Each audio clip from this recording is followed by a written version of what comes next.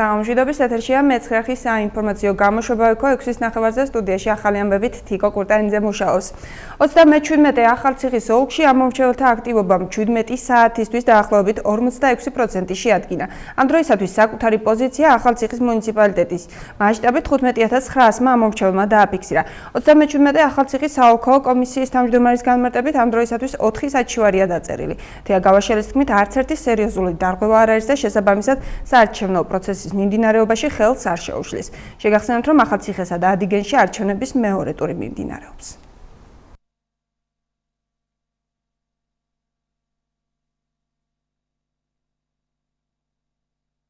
საოლქო საარჩევნო კომისიაში დაიწერა სულ 4 საჩივარი, თუმცა აღნიშნული საჩივარი არ წარმოადგენს ისეთი სახის დარღვევას, რომელიც შესაძლებელი იყოს უბნის ბათილობაზე მოქმედებდეს.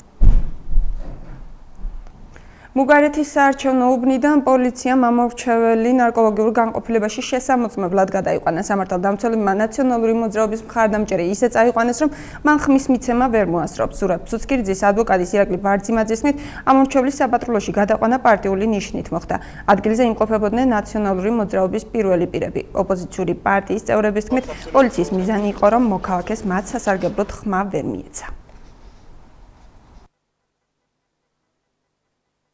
მიდიოდა ხმის მისაცემად, მას ჯერაც არ მიუცია ხმა, გიორგი წმინდიდან ფერსაში, სადაც უბანია გახსნილი, შეაჩერა პოლიციამ და უთხრა, რომ წარმოუდგინა ოქმი, აგერა გვაქვს ოქმი აქ, ნებაყოფილობით შესთავაზა ნარკოტიკული თრობას შემოწმება, თუ არა, სხვა შემთხვევაში, როგორც კანონით არის, დააკავებდნენ, დაგაკავებთ და წაგიყვანთ. ის დათანხმდა, წამოვიდა, რა თქმა უნდა, მას თრობა, რა თქმა უნდა, არ დაუდასტურდა და ეს არც იყო თრობისათვის გამიზნული. ფერსის უბანზე უნდა მისულიყავი ხმის მისაცემად. და გზაზე გამოაჩერა პოლიციამ და ნუ შეგამოწმოთ თუ რა, ნასვამდგომარეობა დარეკილია, ნასვამდგომარეობაში ხარ. მე ნებაყოფილობით წამოვყევიო. ახალციხის მეოთხე უბანზე ერთი ბიულეტენი დაიკარგა. ერთიანი ნაციონალური მოძრაობის წარმომადგენლები ეჭვობენ, რომ ბიულეტენი გარეთ გაიტანეს და ქართული ოცნება ეგრეთ წოდებული კარუსელის დატრიალებას ცდილობს. კომისიის თავმჯდომარე კი ირწმუნება, რომ რეგისტრატორმა ბიულეტენი ამომრჩეველს გადასცა. ხელმოწერის გაკეთება კი დაავიწყდა. ოპოზიციური პარტიის წარმომადგენლებმა აღნიშნულის გამო საჩივარი დაწერეს. ამავე უბანზე ბიულეტენი პირველ ტურზეც დაიკარგა. ერთიანი ნაციონალური მოძრაობის წარმომადგენლებმა დღესვე მეორე საჩივარიც დაწერეს. კომისიის წევრებმა პარტიის დამკვირვებელს უფლება არ მისცეს, რომ რეგისტრატორთან ახლოს მდგარიყო და ბიულეტენების გაცემის პროცესი დაგვირებოდა. 8 ოქტომბერს მეოთხე უბანზე არჩევნები ერთიანი ნაციონალური მოძრაობის კანდიდატებმა მოიგეს. საქმე გვაქვს სომხურ კარუსელთან, იქიდან გამომდინარე, რომ ეს არის ერთ-ერთი ყველაზე დიდი უბანია, აქედან გამომდინარე, გაცილებით უფრო დიდი ზეწოლა მიმდინარეობს, გაიტანეს ბიულეტენი და ამ მომენტში, როგორც ვიცით, უკვე ცდილობენ ეგრეთ წოდებული სომხური კარუსელის დატრიალებას, რაც ნიშნავს, რომ შემოიტანენ ამ ბიულეტენის შემოხაზულს 51-ით და შემდეგ სუფთას გაიტანენ. პრობლემური მუშა პროცესია, ეს არაფერი არ არის. დაიწერა ახლა არაკლია, ხელმოწერა გამორჩა უბრალოდ. აღარ მოქმედებდა რომ ჩვეულებრივად ხსნით რომ გამორჩა ხელმოწერა არ არსებობს. ახალციხის მე-6 უბანი დაატოვებინეს ერთ-ერთ დამკვირვებელს ვარლამ სამსონიძე გადასატანყუც კომისიის 2 წევრთან და ერთიანი ნაციონალური მოძრაობის წარმომადგენელთან ერთად ახდა. როგორც ოპოზიციურ პარტიაში ამბობენ, მან ამომრჩეველს ქართული ოცნების კანდიდატის შემოხაზვისკენ მიუთითა. პარტიის წარმომადგენლებს შორის სიტყვიერი დაპირისპირება მოხდა. ერთიანი ნაციონალური მოძრაობის წარმომადგენელმა აღნიშნულზე საჩივარი დაწერა. ვარლამ სამსონიძე კენჭისყრის შენობიდან გააძევეს. მას უბანზე შესვლის უფლება აღარ აქვს. მომხები იყვნენ და 41-თან დაუძახეთ ერთ მეზობელს, ის პიროვნება შემოიყვანა და ბაზრობენ სომხურად. მე არ ვიცი სომხური და ეუბნება 41. ოცნების წარმომადგენელი და პირდაპირ ახდენდა ზეწოლას, შემოხაზეთ 41 კომისიის სხვა წევრებიც, რომლებიც ამ ყველაფერს უყურებდნენ. თვითონ ავამტყოფმა იკითხა ვოვა ზედგინიძე რომელიაო. ხო და იმანაც სომხურად უთხრა დაბლა რომელიც არის ის არისო და ახლა უბრალოდ მეც კი მივეცი შენიშვნა რომ არ არის საჭირო აგერ აკავებთ. აღნიშნულთან აკავშირებით, რაზეც გესაუბროთ, კომისია იმსჯელებს და რეაგირებას მოახდენს. საკუთარი მოქალაქეობრივი ვალი მოიხადეს ადიგენი ახალციხის მაჟორიტარობისა და ახალციხის მერობის კანდიდატებმა. მათ საარჩევნო უბნებზე ხმა დღის პირველ ნახევარში მისცეს. ვრცლად ნახოთ ჩვენ სიუჟეტში. ხმა საქართველოს მომავალს და გამარჯვებულ ძალას მივეცი. ეს განცხადება ქართული ოცნების მაჟორიტარმა კანდიდატმა ხმის მიცემის შემდეგ გააკეთა. გიორგი კოპაძე 22 უბანზე მეუღლესთან ერთად მივიდა. როგორც მან აღნიშნა, არჩევნები მშვიდ ვითარებაში მიმდინარეობს, რაც ქვეყნის ერთ-ერთი მიღწევაა. გიორგი კოპაძის თქმით, პირველი ტურის შედეგი კონკრეტული შეცდომების ბრალია, რომელიც მმართველმა ძალამ მეორე ტურისთვის გაითვალისწინა. ყველაფერი ტარდება გამჭვირვალედ და სამართლიანად. ამიტომ მე ვთვლი, რომ ყველა გამარჯვებული იქნება სამართლიანად გამარჯვებული. მე ვფიქრობ, რომ ეს გამარჯვება ალბათ ყველა ოლქში მიღწეული იქნება და ქართული ოცნება მოიპოვებს კონსტიტუციურ უმრავლესობას. ერთიანი ნაციონალური მოძრაობის მაჟორიტარობის კანდიდატმა საკუთარი პოზიცია ვალის მეცხრე უბანზე დააფიქსირა. ვაჟაჩიტაშვილი ხმის მისაცემად მეუღლესთან და შვილთან ერთად გამოცხადდა. მერვე მოწვევის პარლამენტის მაჟორიტარი დეპუტატი და მეცხრე მოწვევის მაჟორიტარობის კანდიდატი ამბობს, რომ მან ხმა პარლამენტში განსხვავებულ აზრს მისცა. ვაჟაჩიტაშვილმა ქართული ოცნების მაჟორიტარობის კანდიდატი გიორგი კოპაძე პირველ ტურში 1275 ხმით დაამარცხა.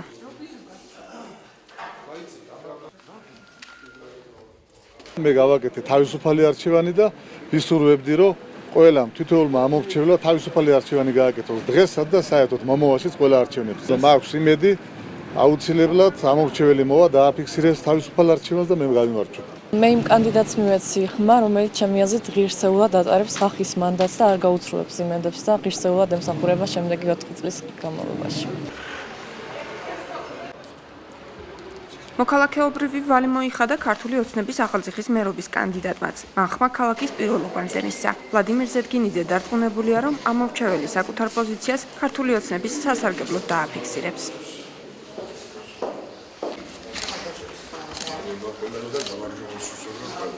წინა ტურის შედეგებს თუ დავაკვირდებით, შეიძლება ჩვენ გარკვეულწილად უფრო მეტი შესაძლებლობა გქონდა და შეიძლება უფრო აქტიური მობილიზაცია გავიკეთებინა.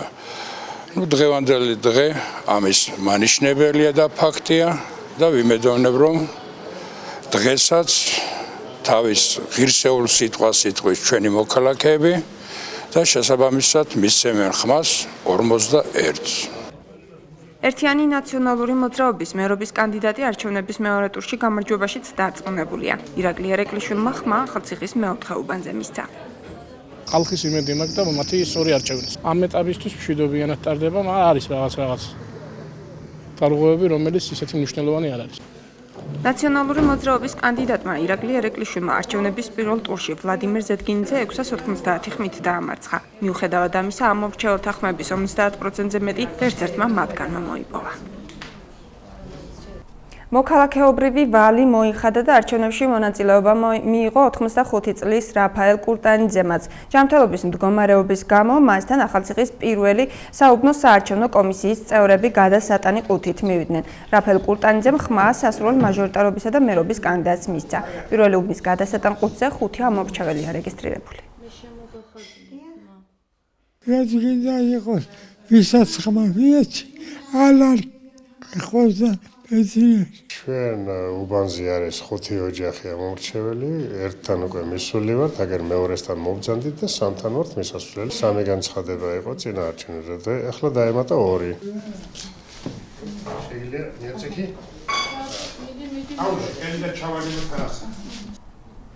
ახალციხის მუნიციპალიტეტის მასშტაბით საარჩევნო უბნები ზუსტად 8 საათზე დარღვევის გარეშე გაიხსნა. პირველ საარჩევნო უბანზე პირველი ამორჩეველი 8 საათსა და პირველ წუთზე მივიდა. აქ ხმა პირველმა შოთა ანდღულაძე მისცა. ვრცლად ნახოთ ჩვენ სიუჟეტში. ახალციხის პირველ საარჩევნო უბანზე პირველი ამორჩეველი 8 საათსა და პირველ წუთზე მივიდა. კენჭისყრისთვის აუცილებელი პროცედურების გავლის შემდეგ კაბინაში საკუთარი პოზიცია დააფიქსირა და კონვერტი საარჩევნო ყუთში მოათავსა. შოთა ანდღულაძეს იმედი აქვს, რომ ორი პარტიის წარმომადგენელს შორის საუკეთესო გაიმარჯვებს.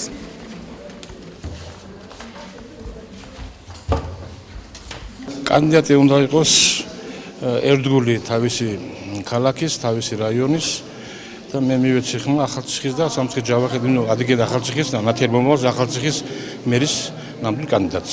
ქალაქის მერმა უნდა გააკეთოს ყველაფერი ქალაქისთვის და დეპუტატმა კიდე უნდა ეზრუნოს თავისი კუთხის, ადიგენის ახალციხის აღორძინებაზე, განვითარებაზე.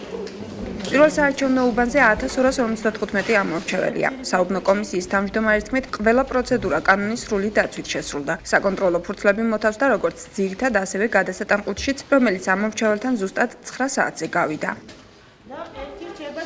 შენობა გაიხსნა 7 საათზე, ჩატარდა კენჭისყრები, გამოვლინდა შესაბამისი ფუნქციები, ვის რა ფუნქცია ერგო.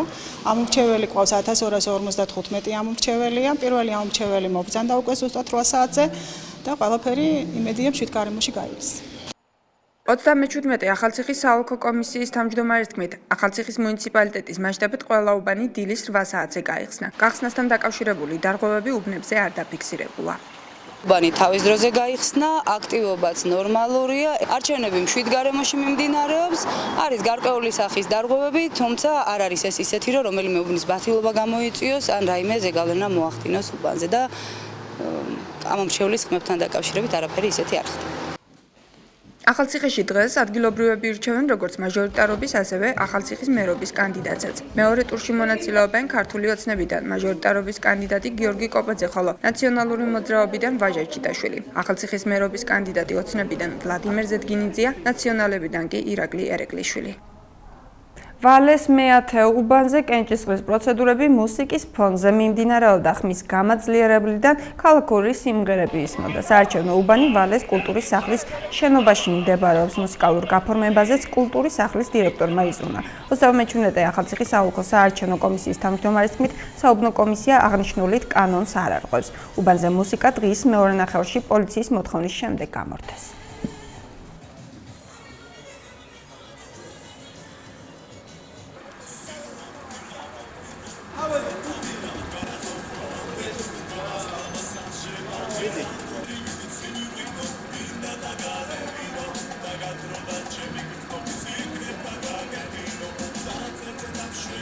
თავიანთი სურვილისამებრ, როგორც უნდა ნეტასო მუსიკაში ჩაატარონ არჩევნები.